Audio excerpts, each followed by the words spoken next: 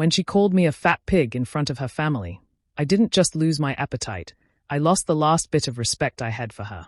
The restaurant was one of those fancy places where the napkins are folded like swans and everyone speaks a little too softly. Clara loved places like that. She said it made her feel at home. I never really fit in there, but I went because it mattered to her. That night, it was supposed to be a family dinner. Her parents, her older sister, her brother-in-law, and me. I had dressed the best I could, a clean shirt and the only blazer I owned. Clara had smiled at me in the car, but it didn't reach her eyes. Her father, Charles, started the evening by asking about my business. I told him I owned a small woodworking shop, custom furniture, built from local timber. He raised an eyebrow, then smiled the kind of smile that isn't really a smile. "So, like a carpenter?" he asked. I said yes, something like that. Her mother didn't even look up from the menu. Clara laughed lightly and said, "He's actually really good at what he does." But there was something in her tone, not pride, more like pity. Dinner went on with small talk that wasn't really small. Every question from her family felt like a test. Where did I go to school? How much did I make a year? Did I have plans to expand? Each answer I gave seemed to amuse them. I could feel the difference between us growing like a wall, and Clara didn't do much to help. She giggled along with them, sometimes glancing at me as if to say, "Just play along." When the waiter came by to ask about dessert, I ordered a slice of chocolate cake. I hadn't eaten much all day, and honestly, it looked good. That's when it happened. Clara looked at me, then at her family, and said, "Of course he'll have dessert. He's such a fat pig when it comes to sweets." The table burst out laughing. Her father chuckled, her mother hid a smile behind her glass, even her sister laughed. I just sat there, frozen. My face burned, and for a second, I didn't know what to do. Clara saw my expression and tried to brush it off. "Oh, come on, babe, I'm just teasing." But it wasn't teasing. It was cruel, and everyone knew it. I didn't say a word. The waiter placed the dessert in front of me, but I couldn't touch it. My stomach turned. I waited for a pause in the conversation, then quietly stood up. Clara looked confused. "Where are you going?" she asked. I said softly, "Home." No scene, no yelling. Just calm. I paid my share at the counter, thanked the waiter, and walked out into the cool night air. My chest felt tight, but my mind was clear. I wasn't angry anymore, just done. That night, I drove home alone and ended it with a single message. "You don't have to worry about this fat pig anymore." And I meant it. The next morning, I woke up with that heavy, hollow feeling that comes after something breaks for good. The house was quiet, and for the first time in a long time, it felt like peace instead of emptiness.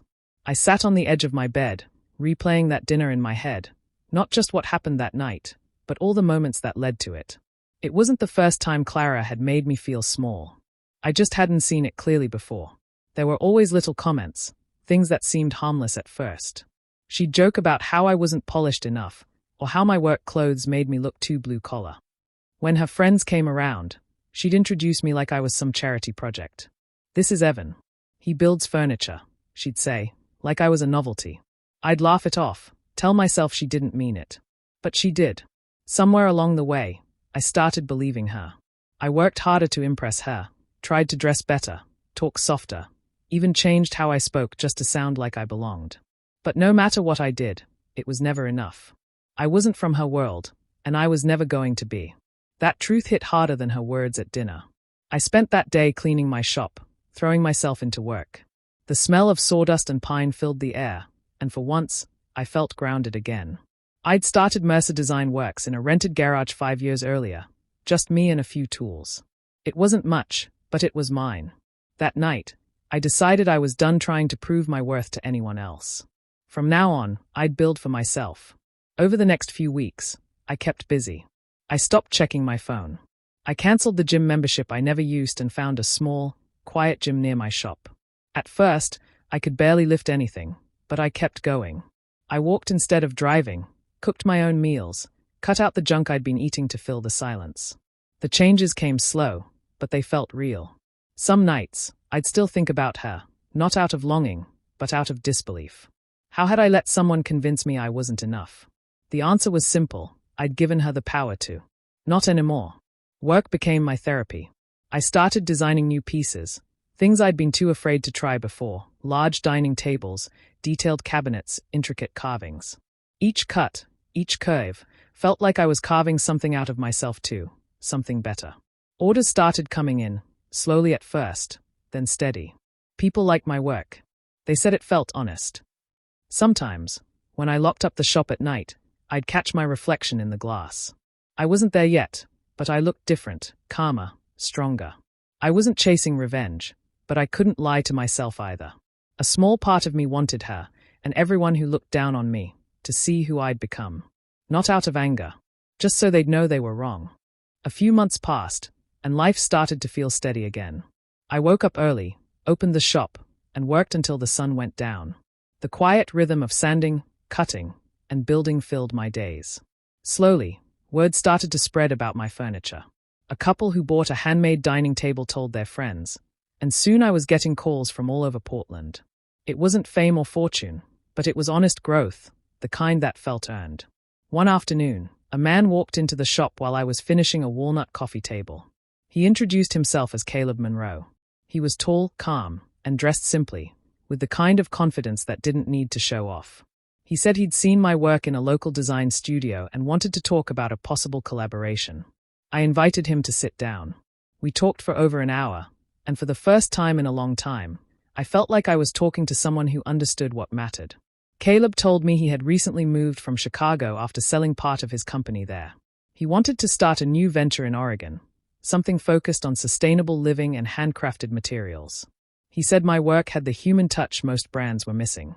I didn't know how to respond to that, so I just said thank you.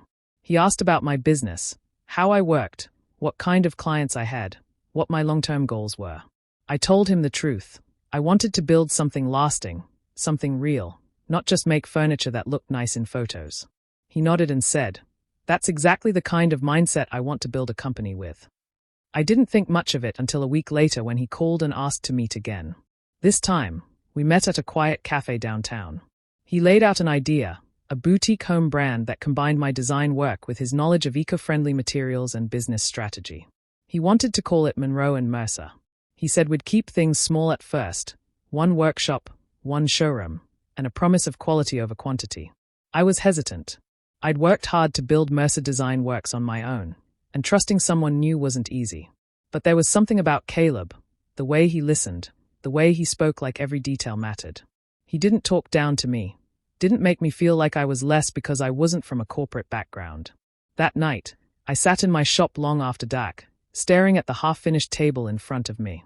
The thought of expanding, of creating something bigger than myself, scared me, but it also felt right.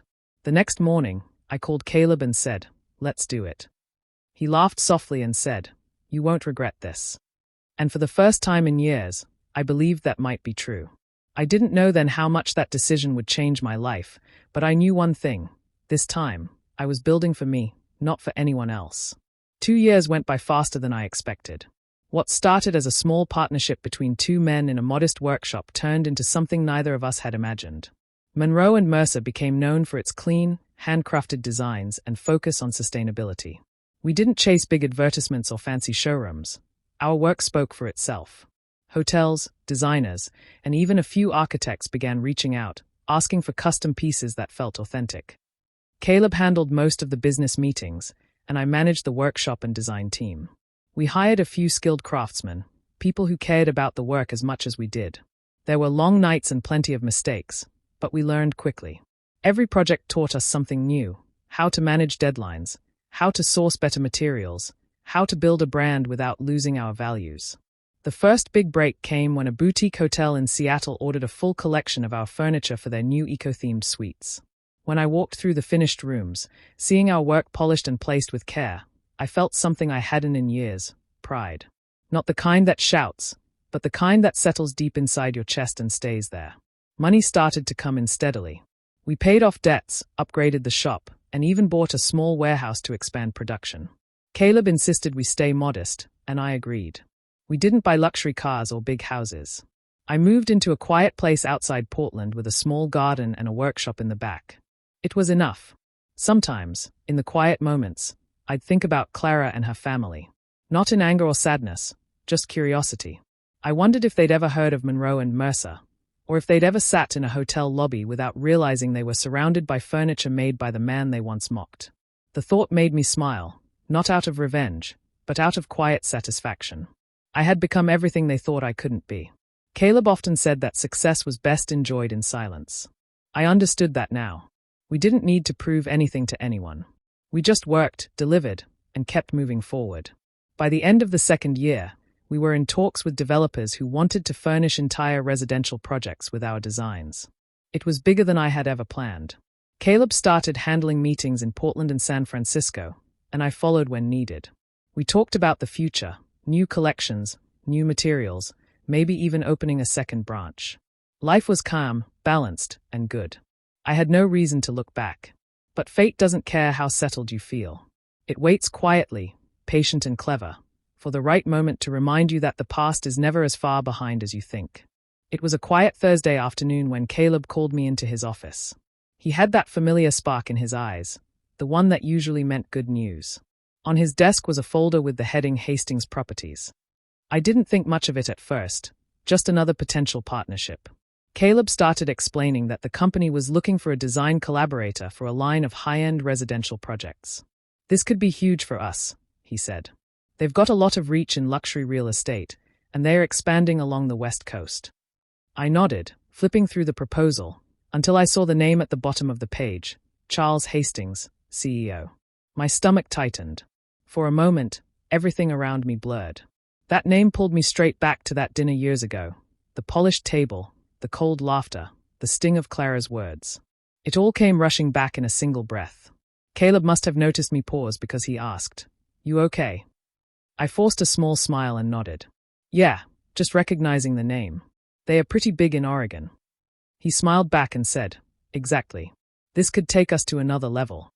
I sat there quietly while he went over the meeting details. Part of me wanted to tell him right then who Charles Hastings was, that he wasn't just another potential investor, but the father of the woman who once humiliated me in front of that very family. But something stopped me. Maybe pride. Maybe curiosity. Mostly, I wanted to see how it would feel to meet them again, not as the man they laughed at, but as the man they'd never see coming.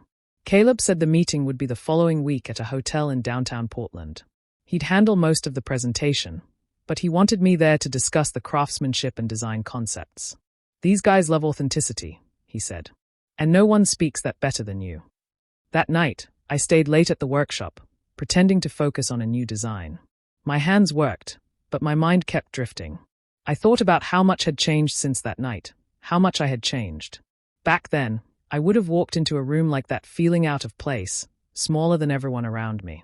Now, I felt grounded. I'd built something real, something that couldn't be mocked away. The idea of facing Charles again didn't scare me. It almost felt like a test, one I was ready for. I didn't want revenge.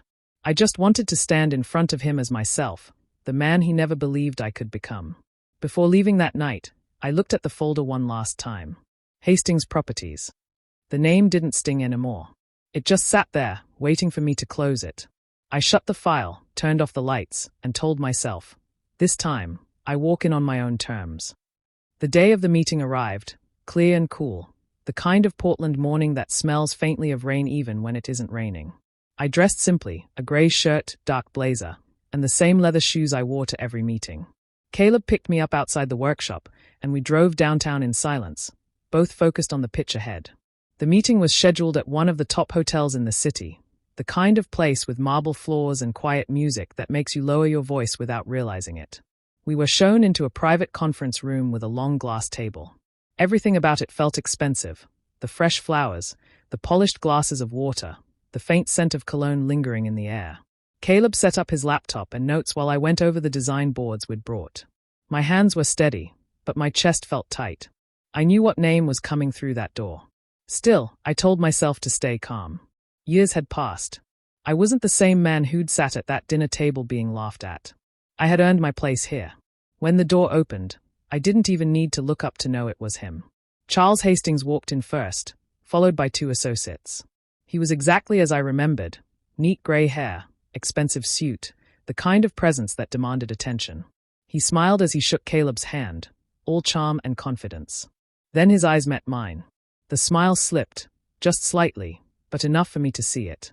For a few seconds, he froze, his expression caught between surprise and confusion. Then, as quickly as it faltered, he fixed it again and pretended nothing had happened. He extended his hand toward me. "Charles Hastings," he said, voice smooth but tight. I shook his hand, steady and calm. "Evan Mercer. Good to meet you." His jaw twitched, just a small movement, but it said everything. He remembered. For a moment, the room felt too quiet. The air thickened, and I could feel everyone watching, waiting for the conversation to start. Caleb, unaware of the history, smiled and began the presentation. "Gentlemen, we appreciate you taking the time to meet with us today. Monroe and Mercer has built a name around handcrafted sustainability, and we think our designs can add real warmth to your developments." I sat beside him, nodding at the right moments, answering questions when needed. Charles avoided my eyes for most of it, focusing instead on the slides, but I could see the tension in his shoulders. His confidence had cracks now, small ones, but visible. Whenever I spoke, his associates nodded, clearly impressed with the craftsmanship and detail. Caleb was in his element, charming and composed. I kept my tone polite and professional, every word measured. By the end of the meeting, the atmosphere had shifted. Caleb thanked them for their time, and Charles finally looked at me again. I gave him a calm, courteous smile, the kind that holds no grudge, only quiet power. He didn't say a word. He didn't have to. The meeting stretched longer than expected. What began as a polite presentation slowly turned into something more serious, a negotiation.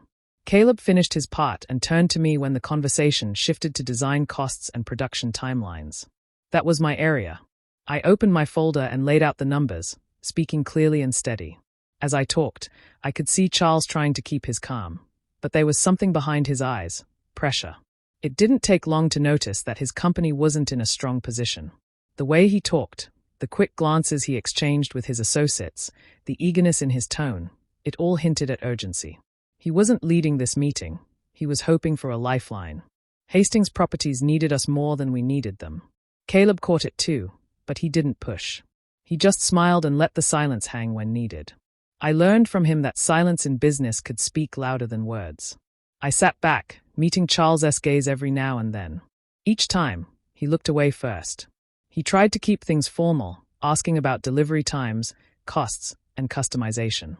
I answered calmly, explaining how we worked with only high-quality materials and local artisans, which meant we didn't cut corners or rush jobs. "We believe in lasting value," I said. "It's not cheap, but it's worth it." He nodded stiffly, glancing at the papers in front of him. One of his associates, a younger man named Reed, leaned over and whispered something in his ear. Charles' jaw tightened. That small twitch returned, the same one I'd seen years ago when he looked down on me. Now it looked different, not proud, but cornered. I wasn't trying to humiliate him. I just stayed steady, professional. But every word I said carried a quiet echo of that night at the restaurant. "You thought I'd never be more than a joke. Look at me now." Caleb leaned forward. "We can commit to your first 3 developments," he said, "but we'll need a full-year contract and creative control over all interior design decisions. That's non-negotiable." It was bold. In most meetings, companies like Hastings Properties would never agree to that. But Charles didn't argue. He only asked a few practical questions, delaying the inevitable. His company needed the deal. He needed us. After a moment of silence, he cleared his throat and said, "We can agree to those terms." His voice was steady, but I could hear the strain underneath. Caleb smiled and extended a pen toward him. "We're looking forward to working with you, Charles." Charles took the pen, signed the papers, and pushed them back across the table. His hand shook slightly, just enough to notice.